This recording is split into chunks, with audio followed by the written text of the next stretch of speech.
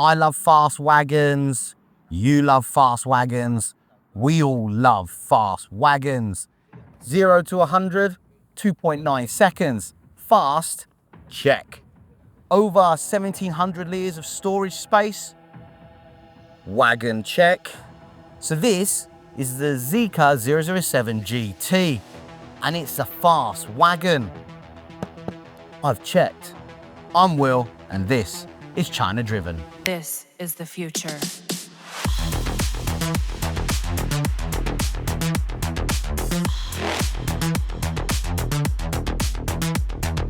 Evolution.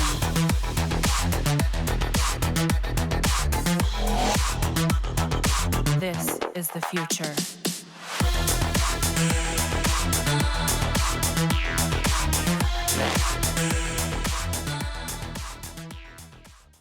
When the 007 sedan was unveiled, some thought it looked a bit awkward when the Stargate was off. A big black panel front and center. But since then, the Ferrari 12-cylinder was launched, and well, if it's good enough for a Super GT, roll on 007 GT.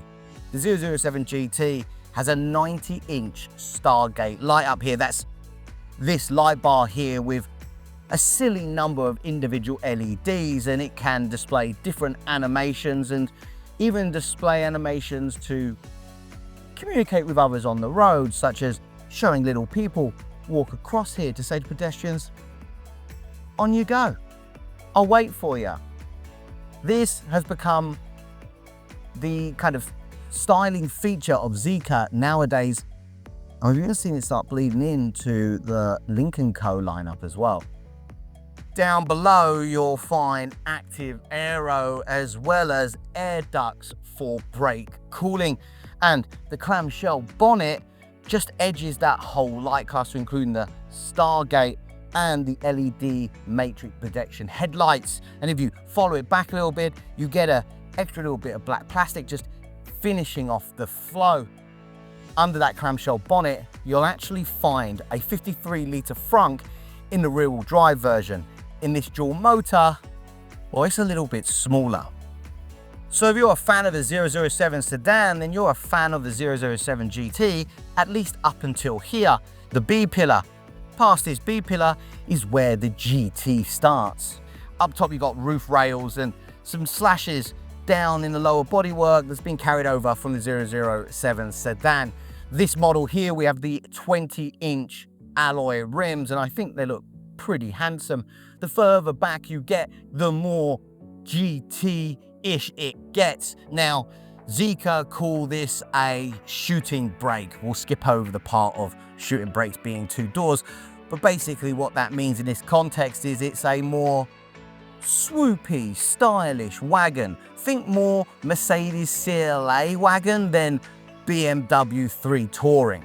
And so Zeekr talk a lot about this 21-degree rear rake. It's for aerodynamics, but it's also for style. And if you're an avid bird watcher or bird lover, then you'll love this rear end because it has a roof-mounted swallowtail spoiler as well as a trunk-mounted ducktail spoiler. But obviously the big question when we're talking about a wagon is how much space does it have? And Zeekr claim that in the 007 GT, you have 1,737 litres back here. And you can still drop that second row with a pull of a tab and a push of the seats here and get even more space. How much? They didn't give me a figure. You also have a little bit more space for stuff like a charging cable and other things below the trunk floor. And here is a low-tech feature that I really like. You can remove the floor of the trunk and you can put it on little perches in order to make the trunk floor more flat to aid loading in and out of the back of here. There's optional trunk rails for a sliding storage fence, perfect for stopping your stuff rolling around. But our car didn't have it. However, Mark from Inside Autos did, so he kindly borrowed it for a couple of shots.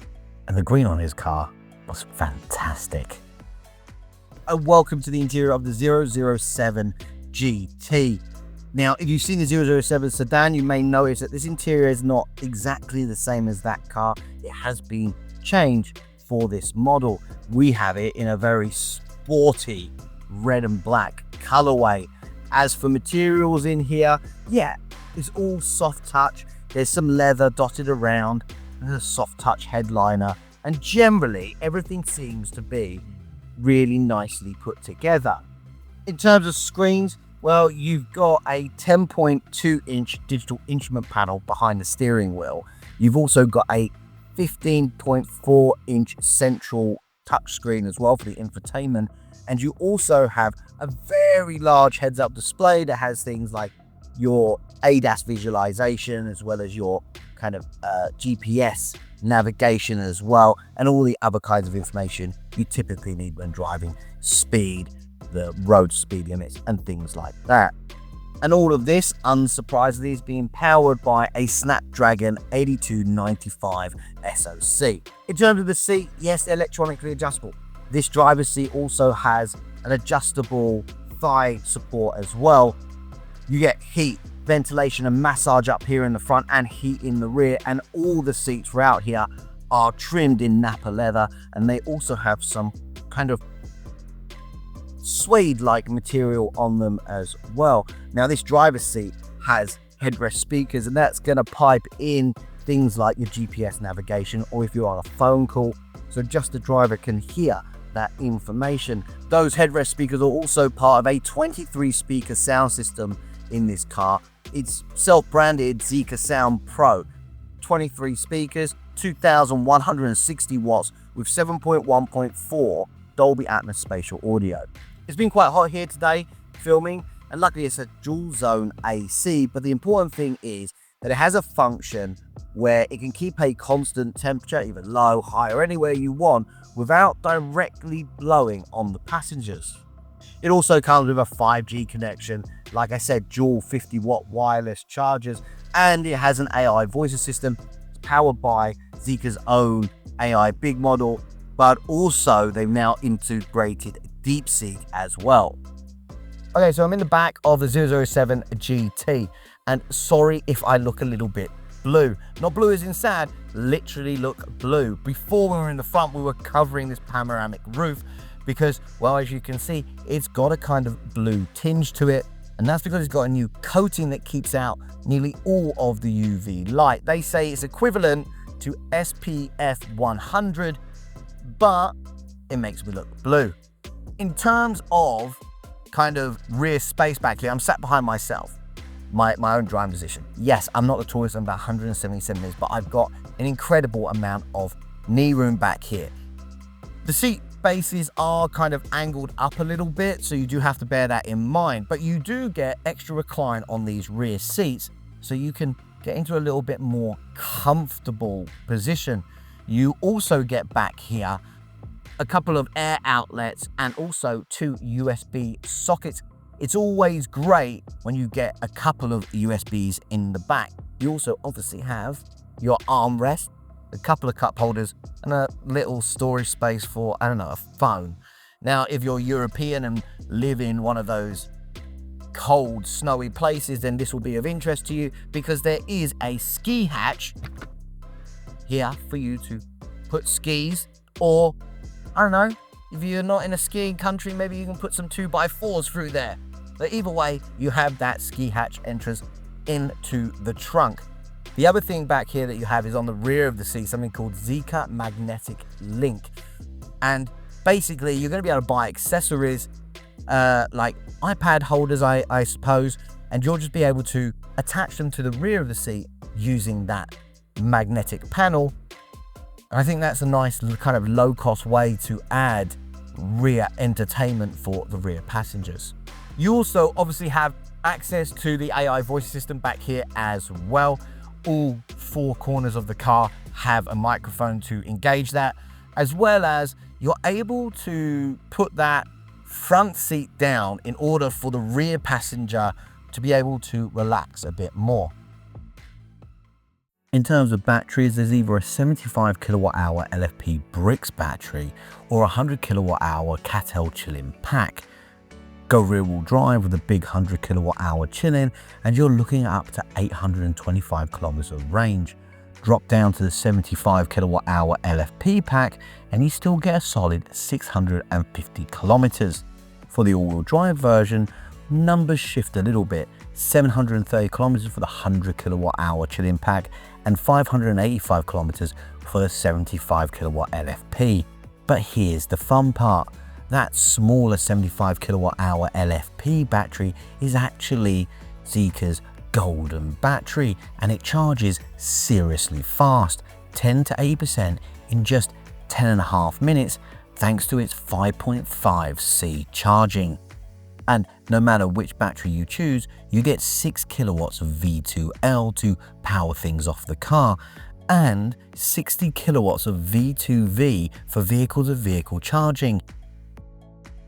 Okay, so power figures in the 007 GT. You're gonna have either the rear-wheel drive single motor or the dual motor all-wheel drive.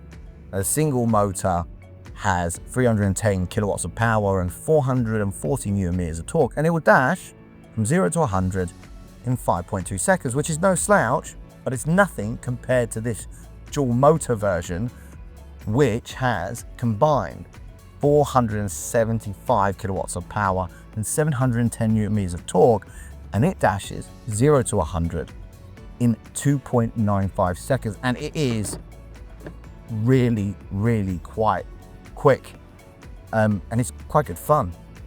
The pickup, obviously it's an EV, so that's super quick, and the 2.9 seconds, yes, there are other cars that also do it around 3 seconds, but I have to tell you, some EVs, they're fast, but there's no kind of fanfare with it. It's very kind of sterile. This is actually quite fun. It's like the Zeekr 001. It's just like you've just picked it up by the scruff and it just goes for it. It honestly, it's a good laugh, this car. In terms of suspension setup for the 007 GT, it's a double wishbone up front with a 5-link multi-link in the rear, and it also comes with CDC or continuous dampening control, and it also comes equipped with air suspension. That air suspension can travel from its lowest point to its highest point, 55 millimeters, and they say that when this is in its highest setting, it has a ground clearance of 168 millimeters, and they say that's equivalent to an SUV in a similar size class to this.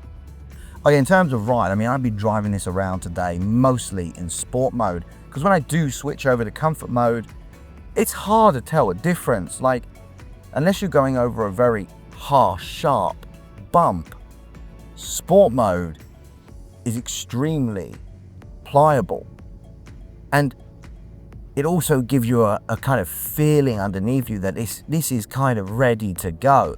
I've really quite enjoyed it.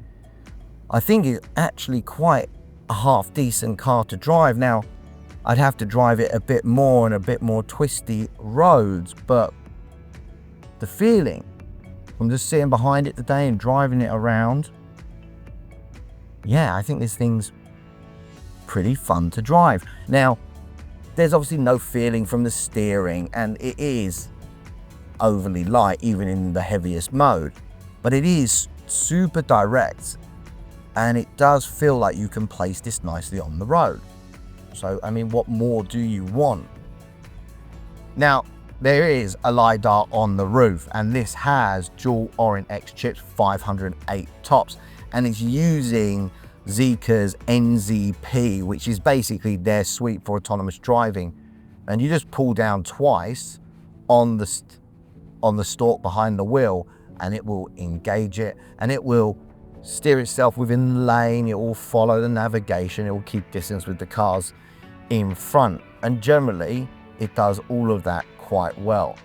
Complex junctions, sometimes it has a little bit of a problem with, but like most of these systems, it's a work in progress, and it's only getting better and better as time goes on. The Zeekr 007 GT is fast and practical. Imagine being a Ferrari off the line whilst carrying your IKEA flat pack furniture. Have your cake and eat it. except in this case your cake is a 600 horsepower electric wagon and you can eat it 0 to 100 in less than 3 seconds.